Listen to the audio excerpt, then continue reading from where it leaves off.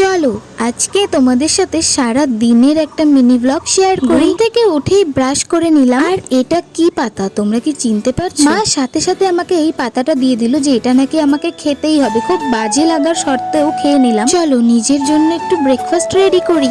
একটা ডিম অমলেট করে নিলাম আর তার সাথে সাথে আমার মা দেখি ছোলা করে রেখেছে, তো সেটা খেয়ে নিলাম। চলো চলো এবার দেখি আমার বাবা কি করছে। তো এখানে দেখছি আমার বাবা বাড়ির পেছনটা কিন্তু পরিষ্কার করার কাজে একদম লেগে পড়েছে। আর আমি ইনস্টাগ্রামের জন্য কিছু রিলস করে নিলাম। তারপর মার কাছে গিয়েই দেখি মা মাছগুলোকে খুব পরিষ্কার এবং সুন্দরভাবে ধুয়ে দিচ্ছে। আজকে ওয়েদারটা না খুব মিষ্টি ছিল, হালকা রোদ হালকা ছায়া, দারুণ ছিল। ব্যাস এরপরেই আমার ডিউটি পড়ে দোকানে বসার। তো আমি ফ্রিজ থেকে কাঁচা আম বের করে কাসন্দ দিয়ে ভালো করে মেখে নিয়ে দোকানে চলে যাই। এর মধ্যে আমারও আবার একটা ছোট্ট পার্সেল চলে আসে, যার আনবক্সিং ভিডিওটা নেক্সট ভিডিওতে থাকবে। এরপরে আমি পাশের দোকান থেকে দুটো আইসক্রিম নিয়ে আসি, যেগুলো খুবই বাজে ছিল। প্যাকেটটা দেখতে ভালো হলেও ভেতরের আইসক্রিমটা একদম পচে গেছিল, একটুকু ক্রিম ছিল না, নরম হয়ে গেছিল। লাস্ট পর্যন্ত আইসক্রিমটা আমাকে ফেলে দিতে হয়েছে, এতটাই বাজে ছিল। সন্ধ্যাবেলা চা করে নিয়েছি আর করে নিয়েছি মুড়ি মাখা। বাড়ির সবাই মিলে বসে খেয়ে নিলাম।